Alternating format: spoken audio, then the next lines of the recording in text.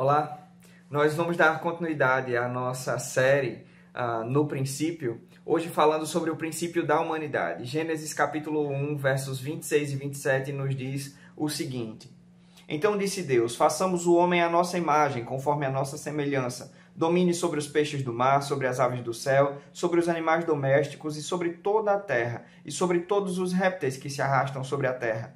Assim Deus criou o homem à sua imagem, a imagem de Deus o criou, macho e fêmea os criou. É muito interessante notar aqui como Deus, após todo o processo de criação, chega ao ponto, parece-me, mais alto da criação. Aquele ponto em que ele irá trazer à existência uma criatura que será a portadora de sua imagem. Assim, a cereja do bolo da criação, por assim dizer, foi o ser humano. Ele era o portador da imagem de Deus e o responsável por propagar essa imagem por toda a criação.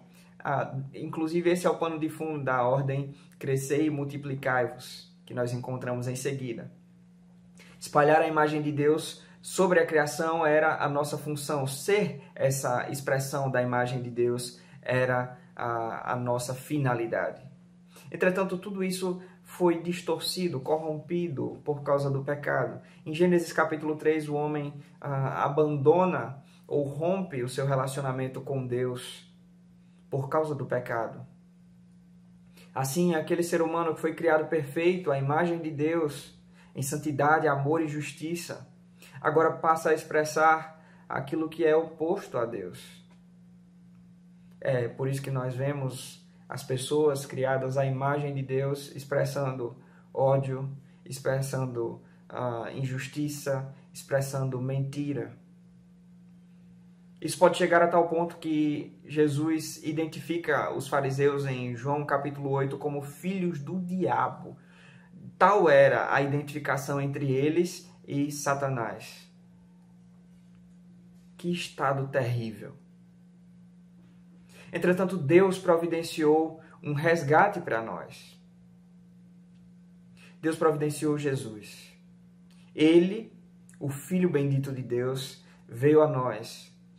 A expressão mais magnífica do ser de Deus, sendo Ele o próprio Deus, veio ao nosso encontro, para que pudesse restaurar a imagem de Deus em nós. Ele, portanto, fez-se homem, como nos diz João capítulo 1, verso 14.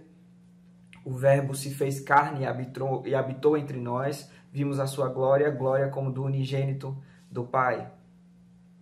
Entretanto, ele não apenas se fez homem, mas ele restaurou em nós a humanidade verdadeira. Porque nós lemos em João também, no capítulo 1, verso 12, que através dele nós temos o poder de sermos feitos filhos de Deus. Assim, temos restaurado em nós a imagem de Deus por meio de Cristo Jesus. E sendo o próprio Jesus a expressão mais exata daquilo que deveríamos ser, a imagem e semelhança de Deus, ele torna-se o padrão para todos nós. Assim, Paulo nos promete que a semelhança do que aconteceu com Jesus, nós seremos também transformados desses corpos mortais, passageiros, para um corpo eterno, a semelhança do corpo que tem Jesus hoje. Isso está em 1 Coríntios capítulo 15.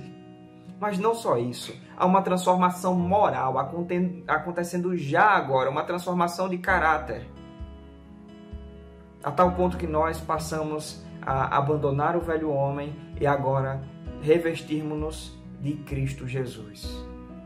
Estamos caminhando, meus irmãos, para o amadurecimento. E o amadurecimento é ter em nós a medida da plenitude de Cristo Jesus. É o que Paulo nos diz em Efésios capítulo 4, verso 13.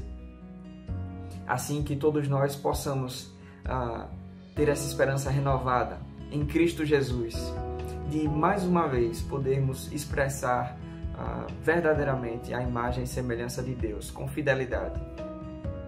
Nisso também somos desafiados a dia após dia não expressar nenhuma outra imagem que não a de Deus.